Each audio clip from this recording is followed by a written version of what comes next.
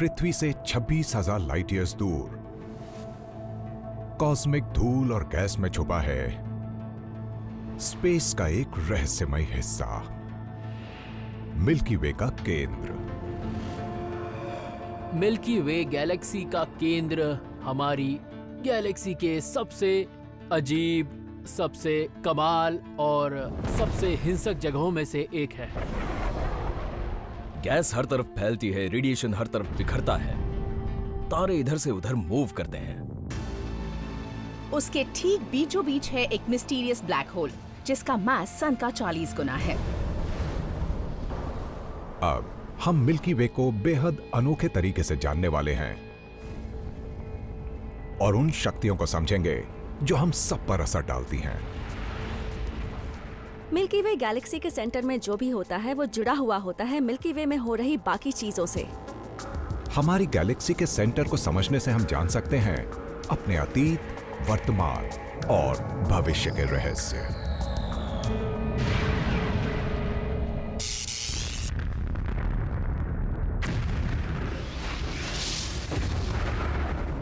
How the universe works. March 2019 XMM Newton space telescope Sagittarius A के पास के हिस्से पर फोकस किया गया, जो था हमारी गैलेक्सी के बीच मौजूद सुपरमैसिव ब्लैक होल। हमने गैस के 2 बड़े कॉलम्स देखे जिनसे एक्सरे लाइट निकल रही थी।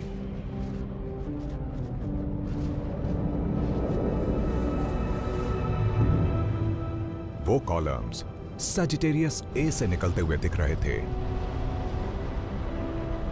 हमें बीच के हिस्से से गैस के बड़े फव्वारे निकलते दिखे, शायद तब कोई विंड या गैस बाहर निकाली जा रही थी।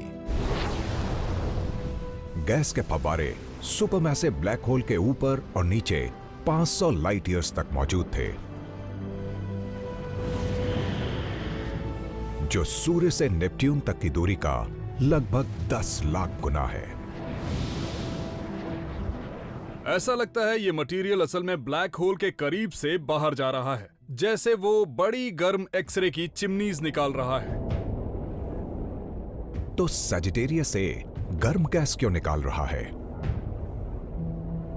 अक्सर एक ब्लैक होल के पास एक अक्रीशन डिस्क होती है जो ब्लैक होल में मटेरियल पहुंचाती है, लेकिन सारा मटेरियल ब्लैक होल में नहीं जा पाता। उसमें थोड़ी बहुत गैस भी अंदर जाती है। अभी जब मैं बात कर रहा हूं तब भी जा रही होगी, राइट?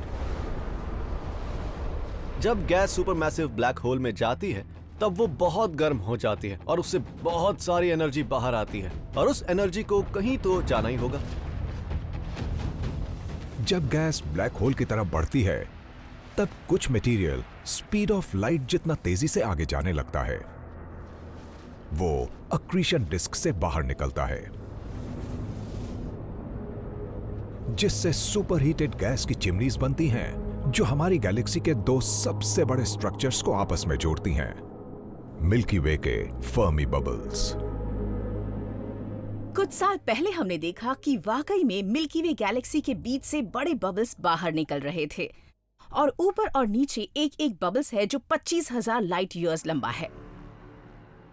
लेकिन ये गैस से भरे बबल्स चिमनी से भी बड़े हैं। साइंटिस्ट्स पता लगा रहे हैं कि क्या किसी और ताकतवर फोर्स से ये बबल्स बने थे। तो आखिर किस वजह से इतनी सुपरहीटेड गैस बनी जिसने इतने बड़े बड़े बबल्स बना दिए? दूसरी गैलेक्सीज के ब्लैक होल से सुराग मिल सकते हैं। गैलेक्सीज के सेंटर में ब्लैक होल्स अलग अलग फेजेस से गुजरते हैं, तो या तो वो एक्टिव हो सकते हैं या शांत हो सकते हैं।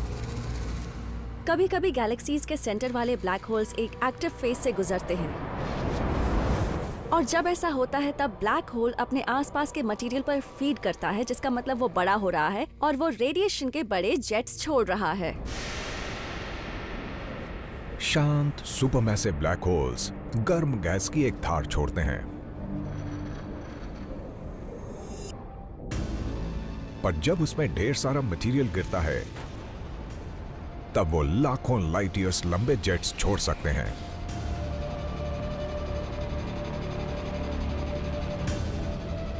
मौजूद वक्त में हम सजिटेरियस ए स्टार को हम क्वाएसेंट कहते हैं, मतलब वो शांत है। उसके आसपास बहुत कुछ मटेरियल मौजूद है पर वो काफी नहीं है।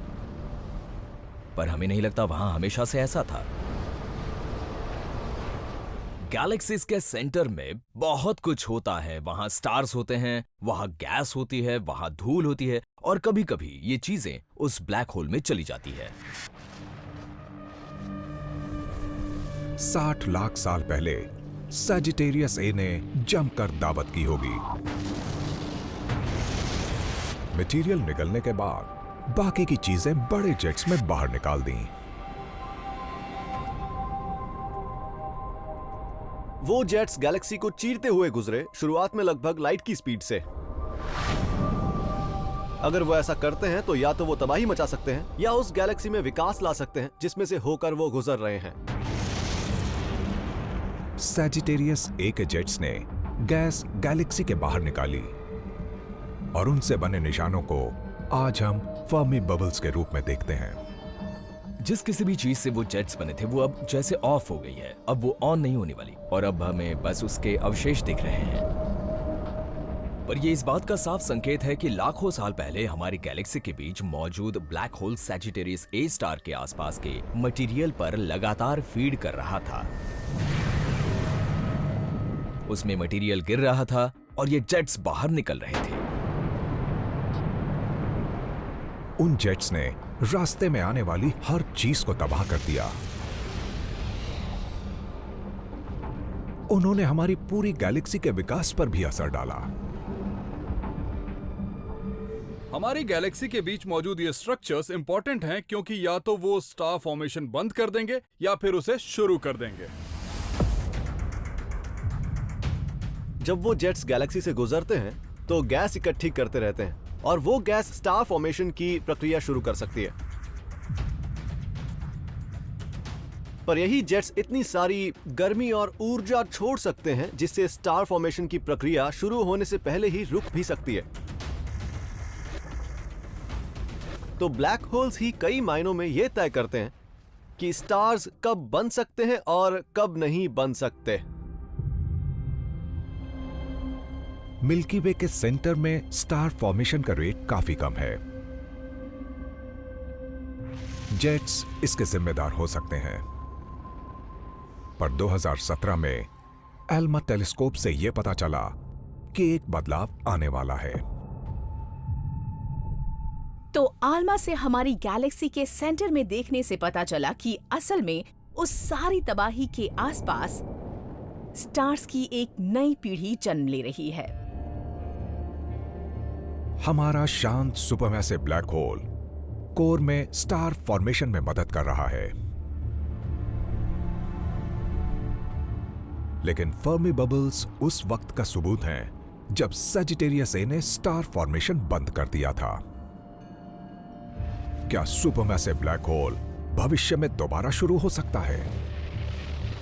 सजिटेरियस ए स्टार फिर से शुरू हो सकता है अगर उसके पास थोड़ी गैस चली जाए और हमारी गैलेक्सी के सेंटर में बहुत ज्यादा गैस मौजूद है और वो सजिटेरियस ए स्टार के करीब पहुंच सकती है और आखिरकार वो इवेंट होराइजन में गिर जाएगी और फिर वो शुरू हो जाएगा। अगर सजिटेरियस ए स्टार को पर्याप्त गैस मिल जाए तो वो हमारी गैलेक्सी में लाखों सालों के लिए स्टार फॉर्मेशन को बंद कर सकता है। वो एक्स रेज और गैमा रेज भी छोड़ सकता है जो पृथ्वी से टकरा सकती हैं। अच्छी बात यह है कि हमारा सेंट्रल सुपरमैसिव ब्लैक होल शांत है और ऐसे बड़े फीडिंग इवेंट्स या बड़े एनर्जी इवेंट्स होने के चांसेस बहुत कम हैं। हमें उसकी बहुत ज्यादा फिक्र करने की जरूरत नहीं है। सजिटेरियस ए स्टार ने हमारी गैलेक्सी को बदल दिया है। अगर हम यूनिवर्स में सरवाइव करना चाहते हैं तो हमें इस मॉन्स्टर ब्लैक होल के बारे में और जानने की जरूरत है। इवेंट होराइजन टेलीस्कोप वही जानने के मिशन पर है, पर सवाल यह है कि क्या वो कामयाब हो पाएगा?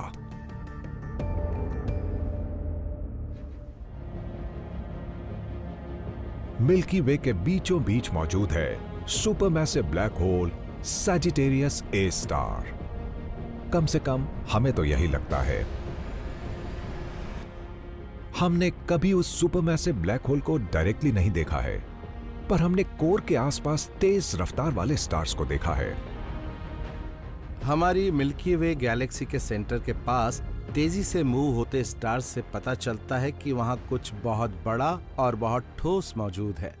हमारे सूर्य से 40 लाख गुना भारी, जो हमारे सोलर सिस्टम से भी छोटे वॉल्यूम में सिमटा हुआ है, वो एक ब्लैक होल ही होना चाहिए। हमारी गैलेक्सी के सेंटर के स्टार्स के ऑर्बिट्स को मेजर करने से हम अनुमान लगा पाए हैं कि सैजिटेरियस ए स्टार हमारे सूर्य से 100 गुना चौड़ा है।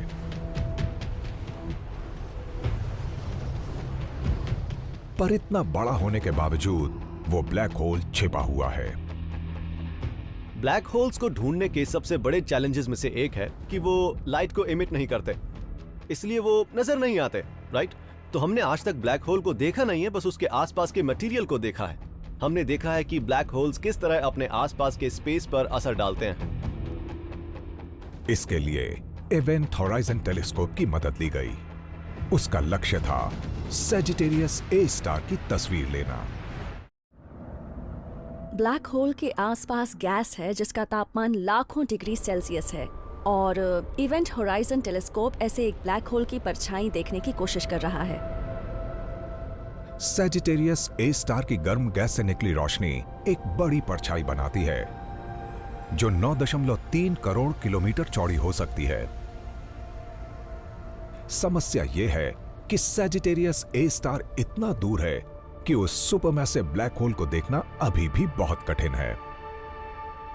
सैजिटेरियस ए स्टार बड़ा है, लेकिन वो हमसे 26,000 लाइट ईयर्स दूर है। अब एक लाइट ईयर 946.1 खरब किलोमीटर के बराबर होता है, तो ये दूरी बहुत लंबी है। और भले ही ब्लैक होल बड़ा है, लेकिन इस दूरी की वजह से वो हमें आसमान में बस एक छोटे से डॉट की तरह नजर आता है। उस छोटे डॉट को देखने के लिए हमें पृथ्वी के साइज का एक टेलीस्कोप चाहिए होगा। लेकिन ये होगा कैसे? हम इतना बड़ा टेलीस्कोप नहीं बना सकते। पर एक तरीका है, आप अलग अलग टेलीस्कोप्स लेकर उन्हें अर्थ के सरफेस पर अलग अलग साइट्स पर रखें।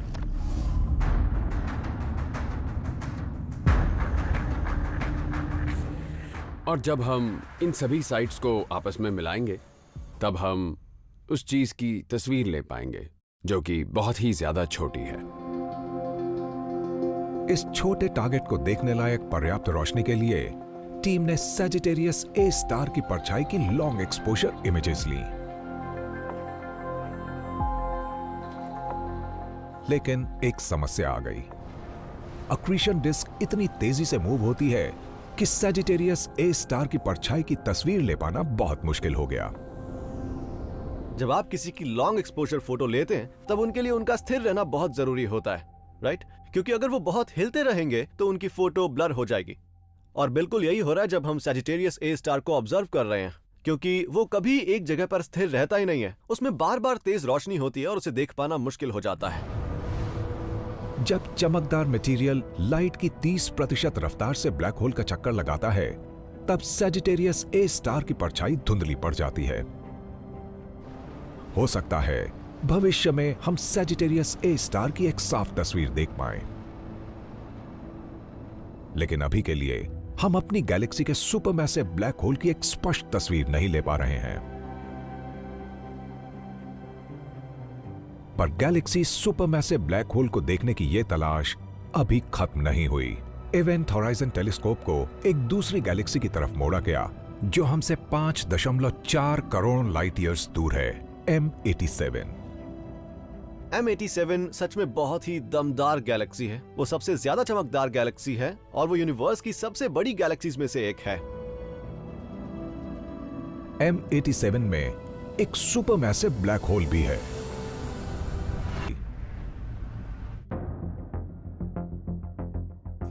अप्रैल 2019 में इवेंट होराइजन टीम ने अपनी तस्वीर पेश की। हमने वो देखा जिसे देखना नामुमकिन था। हमने ब्लैक होल देखा और उसकी तस्वीर आपके सामने है।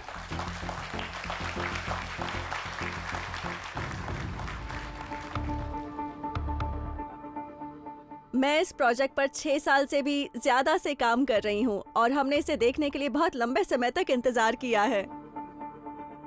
इस तस्वीर को लेने के लिए दुनिया भर के सैकड़ों साइंटिस्ट्स ने एकजुट होकर दशकों तक इस पर काम किया। मैं उसे देखकर हैरान था। जब आपको यह एहसास होता है कि ये एक असली चीज है तो कुछ पलों तक यकीन नहीं होता। मुझे भी यकीन नहीं हुआ था। ये चीज हमारे सूर्य से करीब 6.5 अरब गुना भारी है, 5.5 करोड़ लाइट ईयर्स दूर है और हम इसे देख पा रहे हैं। जब आप ये इमेज देखते हैं तो जाहिर सी बात है आपके दिमाग में सबसे पहले यही ख्याल आएगा कि ये तो बहुत ही ज्यादा धुंधली है। पर मैं ये शब्दों में नहीं बता सकता कि इस तस्वीर के असली मायने क्या हैं। हम किसी तरह स्पेस टाइम के फैब्रिक में होने वाले डिस्टर्बेंस को देख पा रहे हैं और हम एक असली इवेंट होराइजन को देख पाने के बहुत करीब हैं। स्पेस टाइम का वो डिस्टर्बेंस जिसे देख पाना अब तक पॉसिबल ही नहीं था। एक दूरगामी गैलेक्सी के सेंटर की इस तस्वीर से अब हमें सुपरमैसिव ब्लैक होल्स को समझने में काफी मदद मिली है। जब हम बाकी गैलेक्सीज के सुपर मैसिव ब्लैक होल्स को ऑब्जर्व करते हैं, जैसे कि M87 में, तब हमें ये समझने में आसानी होती है कि ये मैसिव ब्लैक होल्स वक्त के साथ साथ कैसे बनते और इवॉल्व होते हैं, और उससे हम समझते हैं कि हमारी मिल्की वे गैलेक्सी और उसका सुपर मैसिव ब्लैक होल किस तरह बने। हम ना सिर्फ ब्लैक होल्स के इमेजेस को स्टडी कर रहे हैं, बल्कि उनके वीडियो से ये देख पा रहे हैं कि कैसे गैस उनके चारों तरफ घूमती है। हम एक ब्लैक होल के आसपास की चीजों को और बारीकी से समझ पाएंगे कि आखिर वो कैसे काम करते हैं। ये समझने के बाद कि सुपरमैसिव ब्लैक होल्स काम कैसे करते हैं, हम शायद इवेंट होराइजन टेलीस्कोप से सीखने की शुरुआत कर सकते हैं। हम ब्लैक होल्स के बारे में सीखने के अलावा ग्रेविटी के बारे में भी सीख रहे हैं। इससे हमें ब्लैक होल के आसपास के एक्सट्रीम एनवायरनमेंट को स्टडी करने का मौका मिलता है, जहां पर ग्रेविटी की थियरीज फेल हो जाती हैं। आज हम आइंस्टाइन की थ्योरी ऑफ जनरल रिलेटिविटी की मदद से गैलेक्सी की साइंस को समझने की कोशिश करते हैं, लेकिन हम जानते हैं कि वो परफेक्ट नहीं है। ना हम उससे इवेंट होराइजन को समझ सकते हैं और ना ही बिग बैंग की परिस्थितियों को। ब्लैक होल्स की साफ तस्वीरें मिलने से हम ग्रेविटी को समझकर उसका इस्तेमाल कर पाएंगे और तकनीक के ऐसे नए युग में कदम रखेंगे जिसमें साइंस फिक्शन की कल्पनाएं हकीकत बन जाएंगी। हम ये नहीं जानते कि किस तरह के टेक्नोलॉजिकल एडवांसमेंट्स आएंगे, पर मुझे यकीन है कि उससे हम फ्यूचर की टेक्नोलॉजी की तरफ तेजी से जरूर बढ़ पाएंगे। सैजिटेरियस ए स्टार की तस्वीर मिलनी अभी मुश्किल है, लेकिन 2018 में इसका एक घातक पहलू उजागर हुआ। इस सुपरमैसिव ब्लैक होल की अक्रीशन डिस्क से शक्तिशाली फ्लेयर्स निकलती हैं, जो सीधा हमारी तरफ आ सकती हैं। 2018 में एस्ट्रोनॉमर्स एक अनोखे स्टार की स्टडी कर रहे थे। उस स्टार का नाम S2 है और वो हर 16 सालों में सैजिटेरियस ए स्टार के पास से गुजरता है। उसके मूवमेंट को स्टडी कर हम सैजिटेरियस ए स्टार के बारे में और जान सकते हैं। हम मानते हैं कि S2 हमारी गैलेक्सी के बीच में सुपरमैसिव ब्लैक होल का सबसे नजदीकी स्टार है। सैजिटेरियस ए स्टार के करीब आने में S2 को लगभग 17 लाइट आवर्स का वक्त लग जाता है। सुपरमैसिव ब्लैक होल की शक्तिशाली ग्रेविटी से स्टार को लगभग 2.8 करोड़ किलोमीटर पर आवर की रफ्तार मिल जाती है। इससे आप आधे सेकंड में न्यूयॉर्क से LA तक पहुंच सकते हैं। लेकिन कुछ और है जो वैज्ञानिकों को इसमें दिलचस्प लग रहा है। ये कमाल का स्टार है क्योंकि एक एलिप्टिकल ऑर्बिट पर है जो इसे ब्लैक होल से काफी दूर रखता है, लेकिन हर कुछ सालों में ये सुपर मैसिव ब्लैक होल के ठीक ऊपर से गुजरता है। जब हमने सैजिटेरियस ए स्टार के आसपास S2 के मूवमेंट को ट्रैक किया, तो हमें सुपरमैसिव ब्लैक होल की दिशा से आने वाली शक्तिशाली इंफ्रारेड लाइट का पता चला। वो गैस है जो ब्लैक होल के बहुत करीब से ऑर्बिट कर रही है और उसके पास जाने पर उससे फ्लेयर्स निकल रही थी। उससे 3 अलग अलग लाइट्स की फ्लेयर्स डिटेक्ट की गई थी। वो फ्लेयर्स सीधे सुपरमैसिव ब्लैक होल से नहीं आई थी, वो उसके आसपास के मटेरियल से आई थी। जिन फ्लेयर्स की खोज हुई उनके बारे में ये सोचा गया कि वो मैग्नेटिक स्टॉर्म्स और ब्लैक होल के पास मौजूद बेहद गर्म टर्बुलेंट गैस से बनी हुई है। अक्रीशन डिस्क की भीषण गर्मी से गैस के एटम से इलेक्ट्रॉन्स अलग हो जाते हैं। ये इलेक्ट्रॉन्स गर्म गैस के साथ मिलकर प्लाज्मा बनाते हैं, जो तेज रफ्तार पर एक्सेलरेट होने पर ताकतवर मैग्नेटिक फील्ड्स बनाती हैं। कुछ सुपरमैसिव ब्लैक होल्स के आसपास बहुत तेजी से घूमते और बेहद गर्म गैस के क्लाउड्स मौजूद हैं, इसलिए वहां पर बहुत ज्यादा पावरफुल मैग्नेटिक फील्ड्स बन गए हैं। और उस मैग्नेटिक फील्ड में एनर्जी स्टोर्ड है। ये बिल्कुल वैसा है जैसे पियानो के वायर्स एक साथ उलझ गए हैं और जब वो एक दूसरे को खींचते हैं तो टूट जाते हैं और उनके टूटने से एनर्जी रिलीज होती है।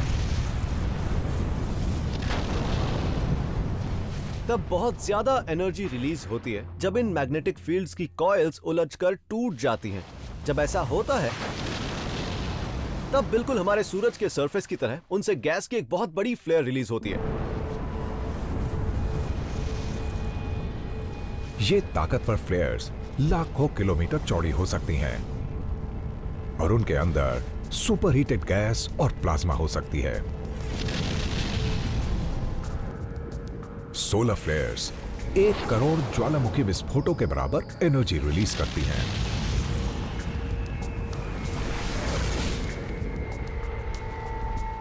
सैजिटेरियस ए स्टार की अक्रीशन डिस्क से निकली सोलर फ्लेयर्स लाखों सोलर फ्लेयर्स के एक साथ निकलने के बराबर हैं। ये वैसा है जैसे एक न्यूक्लियर वेपन की तुलना एक पटाखे से कर रहे हैं। सैजिटेरियस ए स्टार की फ्लेयर्स से रेडिएशन के तीव्र धमाके निकलते हैं। पृथ्वी से इन फ्लेयर्स को देखकर हम सुपरमैसिव ब्लैक होल की अक्रीशन डिस्क की ओरिएंटेशन के बारे में जान सकते हैं। जो गैस ब्लैक होल के आसपास अक्रीशन डिस्क में है, एक तरह से पृथ्वी की तरह एक रोशनी या फिर एक सिग्नल भेज रही है। हम इस रोशनी के ऑर्बिट को स्टडी कर सकते हैं। इससे हम समझ पाएंगे कि ब्लैक होल के पास की गैस की ओरिएंटेशन क्या है। हम असल में ऊपर की तरफ से उस ब्लैक होल को देख रहे हैं। ब्लैक होल की अक्रीशन डिस्क हमारे ठीक सामने है। इसका मतलब ब्लैक होल से निकाला गया कोई भी मटेरियल सीधा हमारी तरफ आ सकता है। क्या हमें इन फ्लेयर्स के पृथ्वी तक आने की चिंता करनी चाहिए?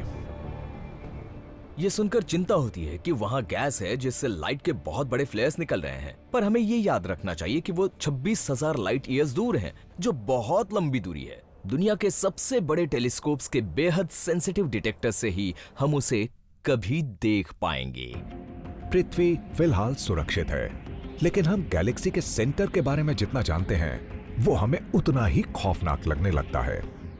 हम सैजिटेरियस ए के बारे में जानते हैं जो सेंट्रल सुपरमैसिव ब्लैक होल है, पर अब हमें लगता है शायद वो अकेला नहीं है, बिल्कुल भी नहीं।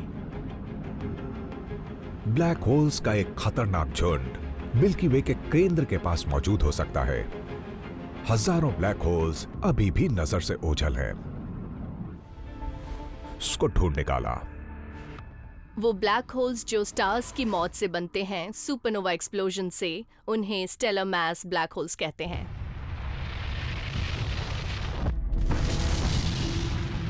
और वो उन स्टार्स से बनते हैं जिनके मैस हमारे ग्रह से कई गुना ज्यादा हैं। स्टेलर मैस ब्लैक होल्स को ढूंढना मुश्किल है। लाइट एक ब्लैक होल की ग्रेविटी से नहीं बच पाती, इसलिए वो हमें डायरेक्टली नहीं दिखते। और stellar mass black holes 100 kilometre से कम चौड़े होते हैं, इसलिए उन्हें डिटेक्ट कर पाना लगभग नामुमकिन होता है। तो एस्ट्रोनॉमर्स एक खास स्टेलर मैस ब्लैक होल की तलाश कर रहे हैं। स्टेलर मैस ब्लैक होल्स को पहचानने का एक तरीका यह है कि वो अक्सर अपने साथी स्टार को निगल रहे होते हैं। ये असल में एक बाइनरी पेयर का हिस्सा होते हैं।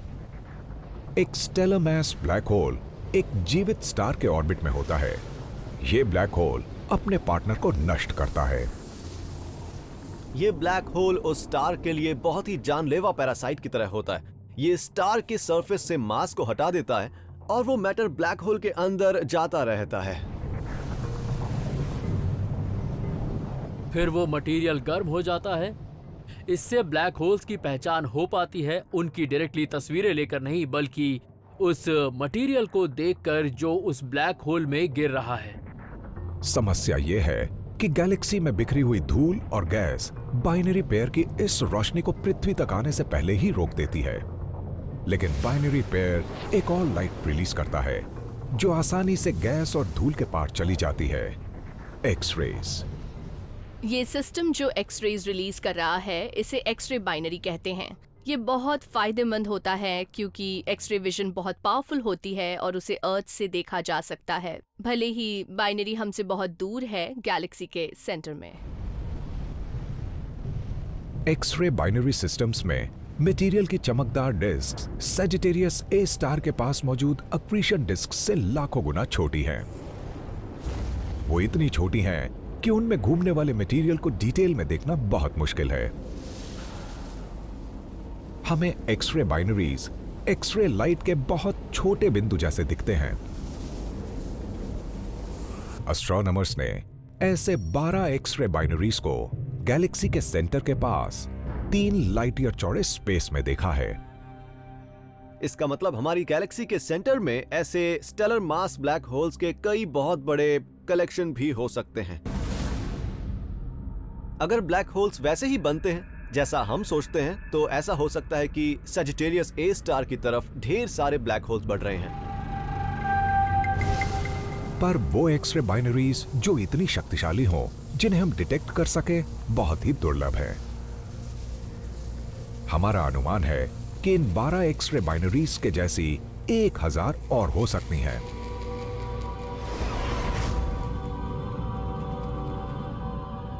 स्पेस के 3 लाइट ईयर के हिस्से में कुल 20,000 स्टेलर मास ब्लैक होल्स हो सकते हैं।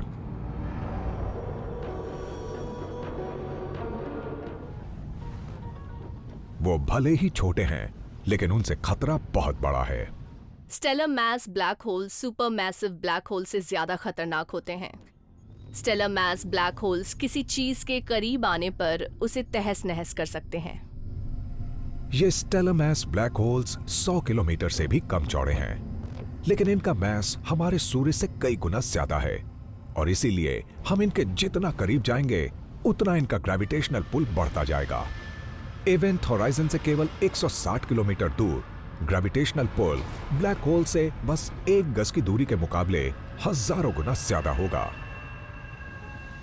ये इतना ज्यादा है कि ये आपके और आपके स्पेसशिप के टुकड़े टुकड़े कर देगा।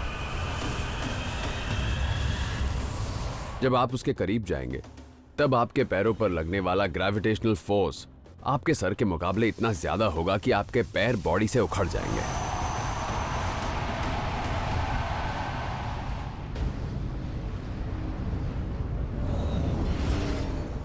सैजिटेरियस ए स्टार जैसे सुपरमैसिव ब्लैक होल्स थोड़े अलग हैं। सैजिटेरियस ए स्टार का मास सूर्य का 4 करोड़ गुना है और इसका इवेंट होराइजन इतना बड़ा है कि सेंटर के पास ग्रेविटेशनल फोर्सेस को बढ़ने में काफी वक्त लगता है। इवेंट होराइजन इतनी दूर तक फैला होता है कि आप अनजाने में ही ब्लैक होल में समा जाएंगे, फिर आप खो जाएंगे।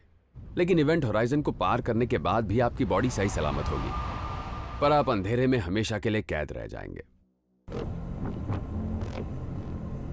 ये ब्लैक होल्स गैलेक्सी के सेंटर की तरफ क्यों बढ़ रहे हैं? ऐसा लगता है वो मिल्की वे के बाकी हिस्सों से यहां आए हैं।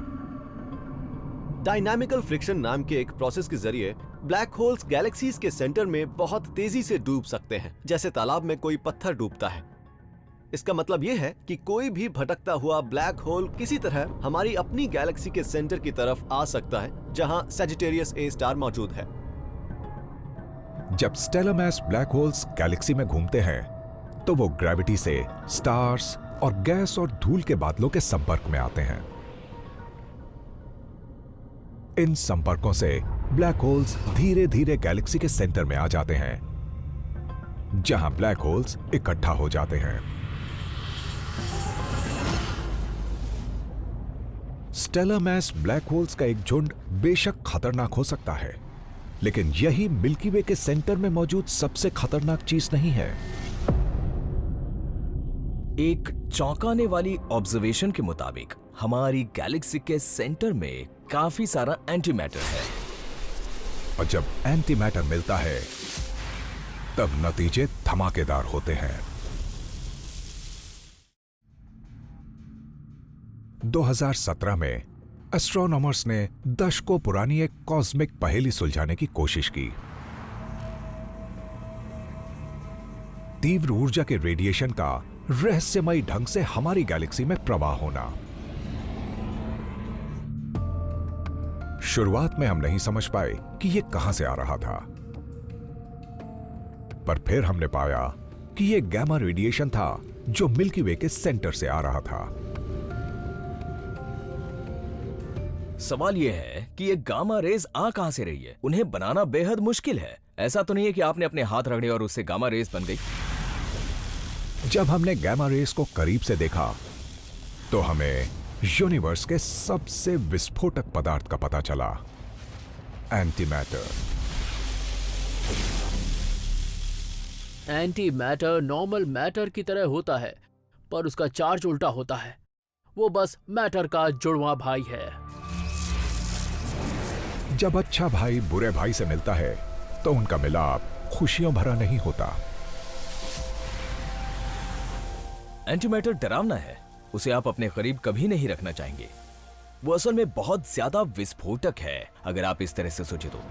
अगर वो मैटर को छू भी लें तो बहुत ज्यादा एनर्जी रिलीज होगी। जब मैटर और एंटी मैटर मिलते हैं तब एक दूसरे को खत्म कर देते हैं और हाई एनर्जी रेडिएशन में बदल जाते हैं, जैसे एक गैमा रे जिसे मिल्की वे के सेंटर से निकलते देखा गया था। हमें गैलेक्सी में कई बार एंटी मैटर मिलता है, पर अजीब बात यह है कि गैलेक्सी के बाकी हिस्सों के मुकाबले सेंटर में 40% ज्यादा एंटी मैटर है।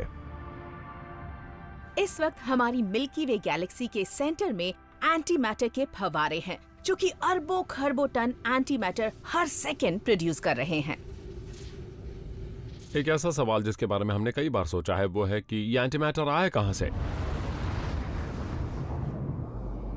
शुरुआत में इसके कई सोर्सेस माने गए थे। एंटी मैटर का एक सोर्स हो सकता है central super massive black hole Sagittarius A star. Matter उसके आसपास घूम रहा होगा और उसकी इतनी हाई एनर्जी होगी कि वो कुछ भी बना सकता है। लेकिन एंटी मैटर सिर्फ एक केंद्र से नहीं बन रहा है, वो स्पेस में हजारों लाइट ईयर्स तक फैला हुआ है। तो Sagittarius A star gamma ray stream एक सोर्स नहीं हो सकता। दूसरा सोर्स डार्क मैटर को माना गया। फिलहाल यूनिवर्स की सबसे बड़ी मिस्ट्रीज में से एक है डार्क मैटर। हम जानते हैं कि यूनिवर्स का मैक्सिमम हिस्सा वैसा नहीं है जैसे हम हैं। वो एटम से नहीं बना हुआ है, पर वो चाहे किसी भी तरह का पार्टिकल हो, अगर इन चीजों की टक्कर होगी तो इनसे बनेगा एंटी मैटर और फिर उनसे बनेगी गैमा रेज। तो हो सकता है कि गैलेक्सी के सेंटर में मौजूद एक्स्ट्रा गैमा रेज इस बात का संकेत हो कि वहां डार्क मैटर मौजूद है। पर हमने जिस गैमा रे स्ट्रीम को डिटेक्ट किया वो इतनी शक्तिशाली नहीं है कि वो डार्क मैटर हो सके। फिर हमें एक कामयाबी मिली। हमने टाइटेनियम 44 नाम के एक स्पेशल मेटल की खोज की जो गैमा रे स्ट्रीम के लिए जिम्मेदार हो सकता है। टाइटेनियम 44 एक हाईली रेडियो एक्टिव एलिमेंट है, मतलब वो डीके होकर दूसरे एलिमेंट में बदल सकता है।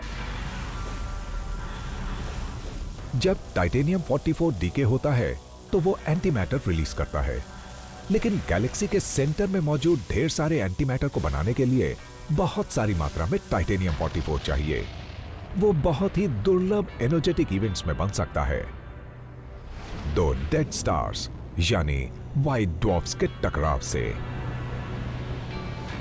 एक व्हाइट ड्वार्फ स्टार ऐसा स्टार होता है जिसमें मौत के वक्त इतना मास नहीं होता कि वो एक सुपरनोवा बन सके। वो एक छोटे अंगारे की तरह ठंडा होता जाता है। पर क्या होगा जब दो व्हाइट ड्वार्फ्स एक दूसरे का चक्कर लगाते लगाते इतने करीब आ जाएं कि उनके बीच टक्कर हो जाए। अब अचानक इतना मास मिल जाएगा जिससे एक सुपरनोवा एक्सप्लोजन शुरू हो सके।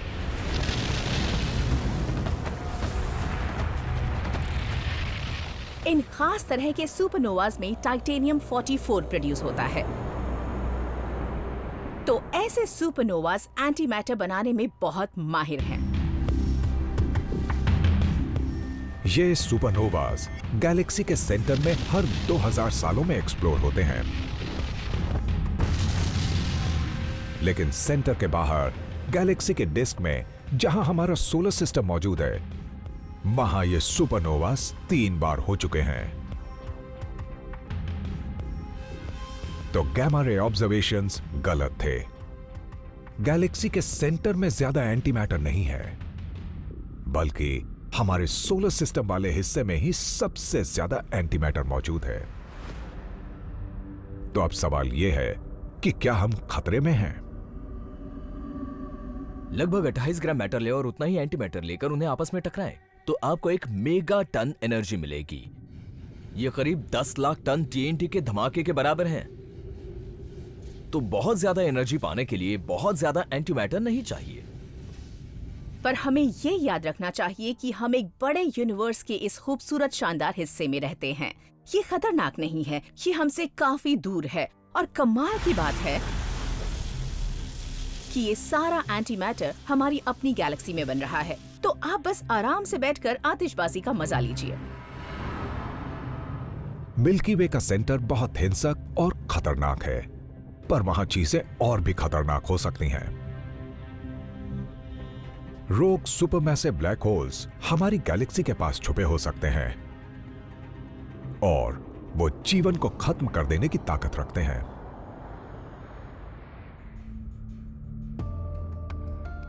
मिल्की वे लगभग 1 लाख लाइट ईयर्स चौड़ी है और उसमें कम से कम 200 अरब स्टार्स हैं। लेकिन ये हमेशा से इतनी बड़ी नहीं थी। हमें पता है कि हमारे मिल्की वे गैलेक्सी इतने बड़े साइज की बनी थी दूसरी गैलेक्सीज को नष्ट करके उन्हें निगलकर, और शायद उनमें से कुछ गैलेक्सीज के सेंटर्स में सुपरमैसिव ब्लैक होल्स थे। जब मिल्की वे की ग्रेविटी ने छोटी दूसरी गैलेक्सीज को अपनी तरफ खींचा, तो उनका ज्यादातर मटेरियल मिल्की वे में समा गया। लेकिन कुछ मटेरियल जैसे कि स्टार्स हजारों लाइट ईयर्स दूर तक मिल्की वे के बाहर फेंक दिए गए होंगे। ये किसी छोटी गैलेक्सी के सुपरमैसिव ब्लैक होल के साथ भी हुआ होगा। ऐसा बिल्कुल भी मुमकिन है कि स्पेस में सुपरमैसिव ब्लैक होल्स हैं जो भटक रहे हैं और जो सेंटर में नहीं हैं। तो ऐसा कैसे हो सकता है कि एक सुपरमैसिव ब्लैक होल है जो हमारे आसपास भटक रहा है पर हमें कभी दिखाई नहीं देता? अब देखिए, ब्लैक होल का मतलब है कि वो सच में एकदम ब्लैक है। वो रेडिएशन और हर तरह की एनर्जी एब्जॉर्ब करता है। तो जब तक ब्लैक होल में कुछ गिरता या उसके आसपास नहीं घूमता, हम उसे देख नहीं पाएंगे। तो अगर ये सुपरमैसिव ब्लैक होल हमारी गैलेक्सी के बाहर कहीं भटक रहे हैं, तो वहां इतनी गैस ही नहीं है जिसके संपर्क में वो आ सके। और अगर उस ब्लैक होल के आसपास गैस नहीं होगी तो वो हमें दिखाई नहीं देगा। रोग सुपरमैसिव ब्लैक होल हमेशा गैलेक्सी के बाहर नहीं रहने वाला। ग्रेविटेशनल पुल की वजह से वो धीरे धीरे वापस मिल्की वे में आ सकता है। अरबों साल बाद सुपरमैसिव ब्लैक होल सेंटर में आ जाएगा।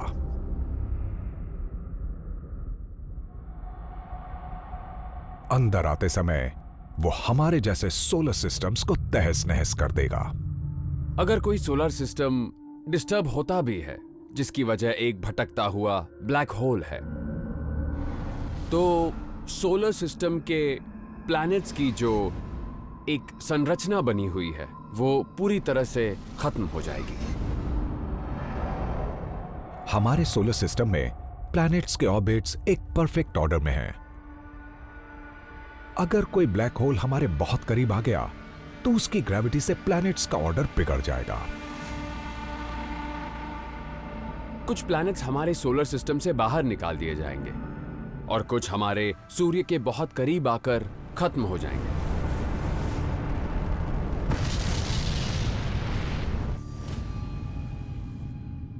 कुछ प्लैनेट्स का अंत इससे भी भयानक हो सकता है, जैसे रोग ब्लैक होल द्वारा खा लिया जाना। ये हमें दिखते नहीं है। कहीं ऐसा तो नहीं कि कोई एक ब्लैक होल हमारे करीब आ गया है? तो अगर एक भटकता हुआ ब्लैक होल हमारे आसपास आता है तो हाँ, हम पर उसका बहुत बुरा असर पड़ेगा। पर इस बात की बहुत ही कम गुंजाइश है कि ऐसा कुछ भी हो।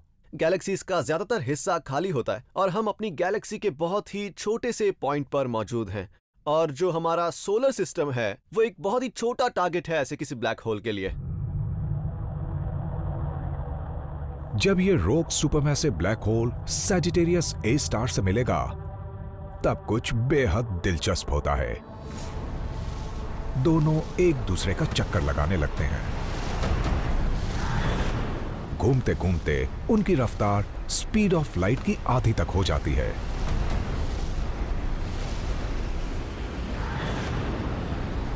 अंत में दोनों ब्लैक होल्स एक हो जाते हैं।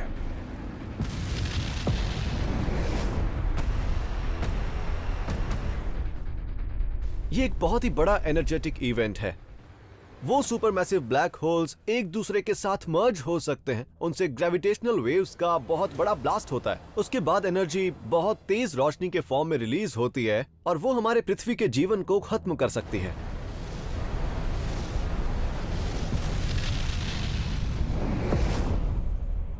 ये असल में स्पेस को खींचने और उसे सिकोड़ने के जैसा है।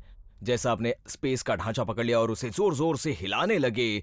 अगर ये हमारी गैलेक्सी में होता है तो उससे एनर्जी रिलीज होगी, वो हमारे लिए बहुत बुरी होगी।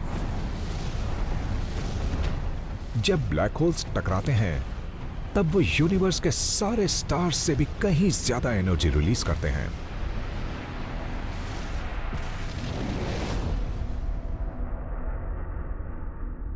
तो क्या इसके लिए हमें घबराना चाहिए? जवाब है नहीं। पृथ्वी को सूर्य का चक्कर लगाते हुए 4.5 अरब साल हो गए हैं और अभी तक कोई दुर्घटना नहीं हुई, तो हम बिल्कुल सुरक्षित हैं।